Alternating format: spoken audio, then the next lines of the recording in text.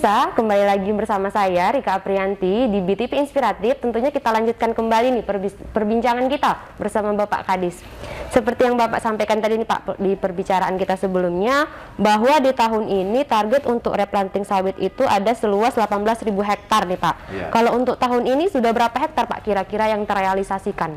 Ya, jadi gini, dia ada proses yang harus kita lalui, itu mulai dari administrasi, kelengkapan administrasi, kemudian baru ada proses rekomendasi. Jadi yang sudah kita rekomendasikan ke BPD BKS, ke Dirjen Perkebunan, itu ada 7.000-an hektar. Dari 7.000 hektar itu sudah terrealisasi, sudah cair, dananya masuk ke rekening petaninya itu 2.000-an hektar. 2.000-an hektar. Jadi masih sedikit, memang masih sedikit, tapi ini dalam proses ya. Ada beberapa hal, kendala dan masalah yang dihadapi untuk mencapai target ini. Salah satunya adalah dengan harga yang cukup tinggi, ya, cukup tinggi saat ini.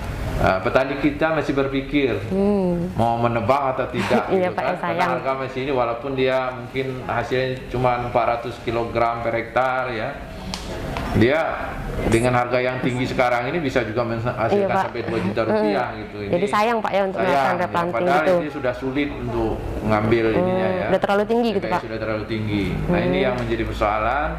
Di samping itu juga banyak juga petani kita yang sertifikat tanahnya ada di bank, ya, digadaikan gitu Pak. Digadaikan di bank. Kemudian ada juga yang belum punya sertifikat tanah, masih bentuk sporadik dan SKT. Ini perlu kehati-hatian tim pendamping dan verifikasi kita supaya jangan sampai nanti lokasi berada dalam kawasan hutan, misalnya itu tidak dibenarkan. Jadi seperti itu. Oh, jadi seperti itu Pak ya, banyak berarti harus langkah-langkah yang harus kita lalui agar bisa melakukan replanting dengan target seluas ini Pak ya, 18.000 hektar pada tahun ini. Ini Pak, pertanyaan terakhir nih Pak. Untuk kedepannya langkah apa yang ingin Pak Kadis lakukan untuk menyukseskan Jambi Mantap nih Pak di tahun 2021 ini? Oh ya. Jadi sesuai dengan visi dari Gubernur kita terpilih 2021-2024 ya, Jambi Mantap, tentunya kami di subsektor perkebunan tentunya untuk meningkatkan ekonomi dari sektor perkebunan. Nah, ada beberapa hal yang akan kami lakukan di samping tadi yang sudah kami sampaikan soal replanting untuk meningkatkan produksi dan produktivitas komoditi perkebunan. Banyak hal untuk meningkatkan produksi tadi, yaitu kita menggunakan bibit unggul, kemudian juga melalui UPTD kita ada UPTD pengembangan dan produksi perbenihan tanaman perkebunan. Kita juga ada penangkaran benih kelapa sawit subsidi. Jadi tahun ini masih di 80.000 batang satu tahun. Saya mungkin ke depan apakah bisa lebih besar lagi, karena permintaan dari para petani untuk menanam sawit ini cukup besar ya. Tentunya melalui itu kita lakukan penyediaan benih unggul. Di samping itu juga sekarang ini sedang berkembang penangkar-penangkar swasta yang menyediakan benih unggul juga dari berbagai tempat di 8 kabupaten di Jambi. Nah, melalui itu tentunya kita berharap di komoditi kelapa sawit ke depan terjadi peningkatan produksi dan produktivitas. Kemudian juga nanti kita mendorong adanya industri lanjutan tadi. Kita di Jambi ini hanya 80 pabrik kelapa sawit yang menghasilkan CPO ya. Nah, tentunya dengan adanya program pemerintah tadi, kita akan mendorong lagi nanti ada pabrik-pabrik lanjutan untuk menghasilkan IFO namanya. IFO. Ya, dari IFO nanti baru diolah menjadi pertamak dan premium dan bisa juga menjadi minyak goreng. Nah, kita harus mendorong penambahan pabrik-pabrik baru. Karena nanti dengan adanya produktivitas yang cukup besar ini di sawit, ini kita harus sediakan ini. Berarti banyak ya Pak ini program-program yang ingin kita jalankan selama tahun 2021 ini lah Pak ya. Nih Pak, dari beberapa komoditi yang tadi telah Bapak sampaikan kan Pak, itu kan komoditi lokal. Kalau untuk ke ekspor bagaimana Pak? Apakah kita telah melakukan ekspor untuk ke luar negeri gitu Pak?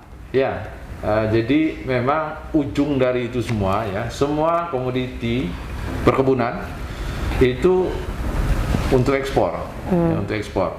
Kelapa sawit lebih banyak untuk ekspor, karet juga seperti itu.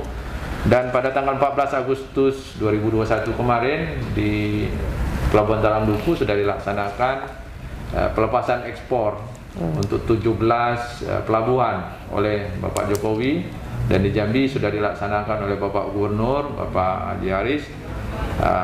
Kita pada periode kemarin, ya, tanggal 14 Agustus itu kita telah ekspor untuk komoditi perkebunannya ada 6, ya, termasuk ada cangkang sawit, ada karet, kemudian ada juga jenis yang lain ya, termasuk sapu lidi, ya, karet, pinang biji, kopra, kemudian kelapa butiran, kelapa butiran.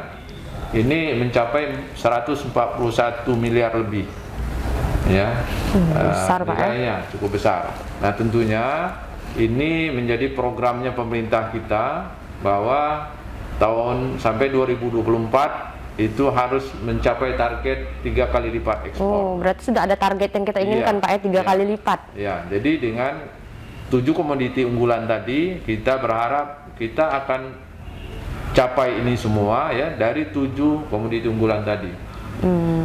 Baik itu dari bahan baku maupun produk turunannya. Pemirsa, Anda tentunya telah menyimak perbincangan saya dengan Bapak Kadis, Bapak Insinyur Agus Rijal. Tentunya yang disampaikan oleh Pak Kadis tadi luas sekali terkait perkebunan yang ada di Provinsi Jambi khususnya. Sayang sekali waktu kami untuk menemani pemirsa telah habis. Mohon maaf apabila ada kesalahan kata dalam kami menyampaikan. Saya, Rika Aprianti, beserta tim yang bertugas hari ini pamit undur diri. Tetap saksikan terus BTP Inspiratif hanya di BTP Cerdas dan Bersinergi.